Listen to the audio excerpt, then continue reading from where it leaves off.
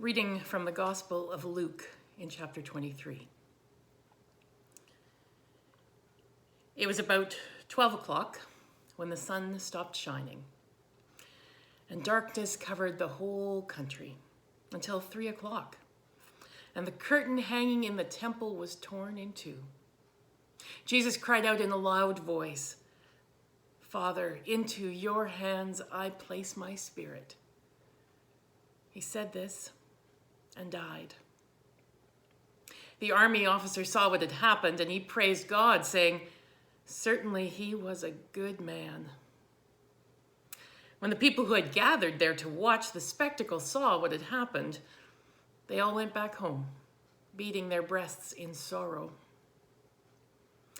All those who knew Jesus personally, including the women who had followed him from Galilee, stood at a distance to watch.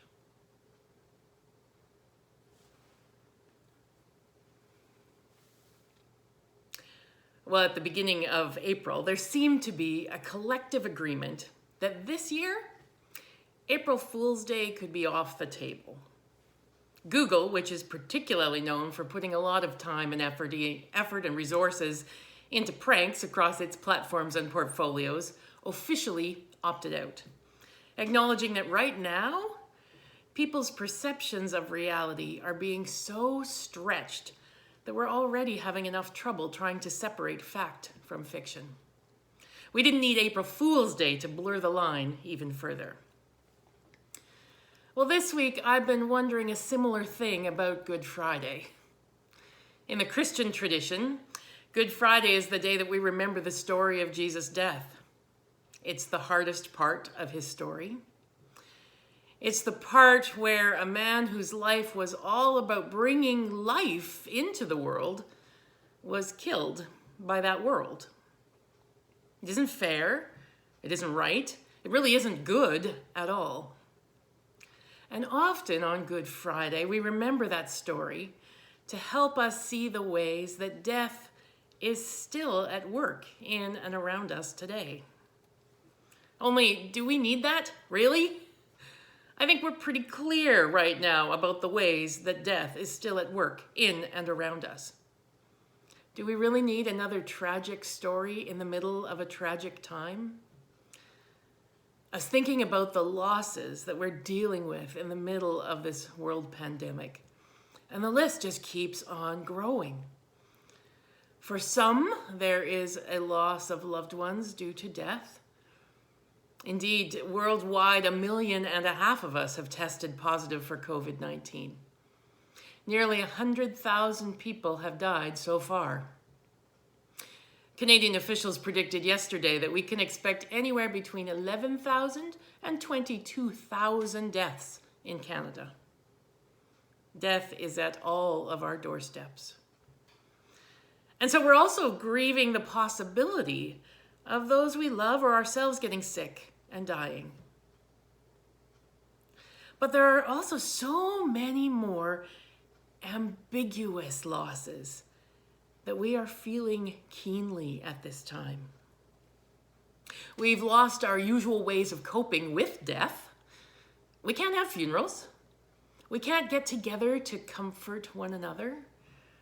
In fact, many of those important rituals and events that mark our lives have had to be canceled. Graduations, baptisms, weddings, anniversary parties. So many of the ways we mark meaning have been taken away. We've lost touch, literally, with one another. We no longer hug or high five or even shake hands. We've lost ways of recreating and entertaining one another with the closures of theaters and restaurants and cinemas and bars. Socializing as we knew it is gone. And lots of our ways of rejuvenating and exercising are gone too. No more team sports, no more public gyms or pools or dance classes or Tai Chi, no more choir practices or concerts. We've lost access to many of the places we used to go. The church building is closed on Easter weekend. Many of us have lost income whether that's a loss of employment or pension income due to the market fluctuations. We've lost our financial security if we had it. We've lost many of our personal freedoms. We can't just go where we want, when we want, how we want. Even if our personal freedoms weren't unlimited before, they are really reduced now. We've lost our sense of safety. I used to go about my day without worrying about what I touched and who else had touched it and who might next touch it. Many of us have lost the ways we measure our days and our hours. I can't tell you how many times I go to recall something that has happened, and I don't know whether it happened yesterday or a week ago. Things move so quickly and so slowly all at once. There's been lots of jokes, right? Like, that was quite the year we had last week. We've lost our ways of doing most things. Maybe not most, but it sure feels like most. So many things I've had to learn in a new way if I was gonna keep doing them. Which means I feel a loss of ability, a loss of confidence. I no longer feel like I know what I'm doing, ever. We've lost our sense of what's normal. We may not even feel like we can count on the floor beneath our feet. Everything seems to be moving, right? I heard someone say that if you were to name something that you care about or that gives your life meaning, you would discover that this attachment is negatively affected or threatened by COVID-19. So we don't need Good Friday to give us something to grieve. We have plenty of that already. But perhaps what we need this Good Friday is time to mourn. I was thinking about that Good Friday hymn. Oh, come and mourn with me a while. On this day of death, we're given permission to mourn, to cry, to puzzle, to rage, to wonder. At Trinity, we've been rehearsing for resurrection this Lent, but perhaps just for today, we could not. That'll come. But now we can be still. Let God hold us in the silence. Ruth Burgess put it this way: let's take time out from anticipating the resurrection to be with Jesus wherever he is. I need Good Friday this year because on balance, I'm fine. At this point, I have access to everything I really need. And yet, I feel so tired, so impatient, so discouraged, so irritable, so inept, so sad, often all at the same time. I need Good Friday because I need an acknowledgement of why I am experiencing feelings of stress and anger, abandonment, anxiety, jealousy, denial, grief, longing, all those things that come with grief. I need to be allowed to mourn. For if I cannot mourn those losses, those feelings are just going to take root and dig further down inside me and have their way. And grief experts remind us that grief responds and is processed through awareness, attention, and expression. That's what Good Friday can be for. On this day, I need Jesus to remind me that it is not okay to crucify integrity or compassion just because things are hard.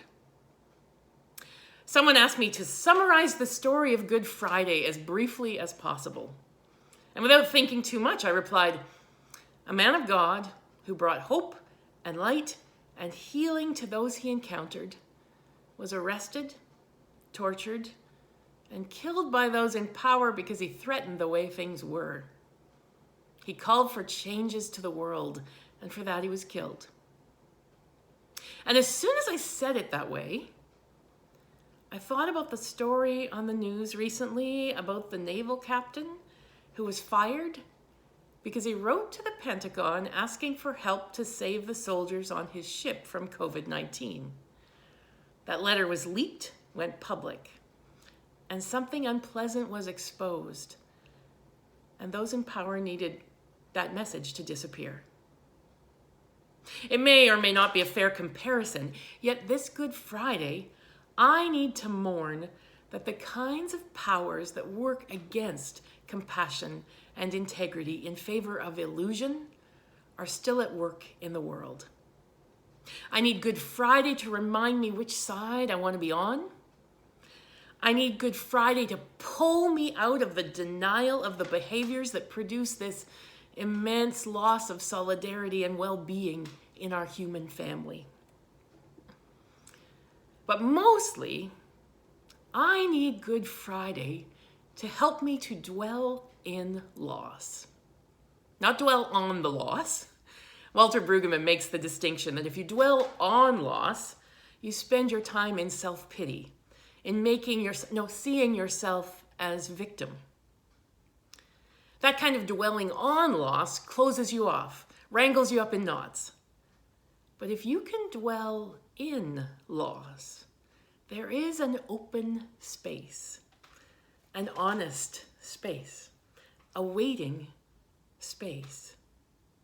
It's not a place you want to create. We don't seek out loss. But when loss happens, if we don't deny it, and we find that waiting space, we will also find gifts there if we're attentive. And in the middle of all this loss, I trust that there are gifts yet to be discovered if I am willing to wait for them, if I'm willing to dwell in loss. And so this year, I do need Good Friday. Right now, today. May God be with us all in our grief. Oh, come and mourn with me a while. Oh, come now to the Savior's side. Oh, come, together let us mourn. Jesus, our love, is crucified.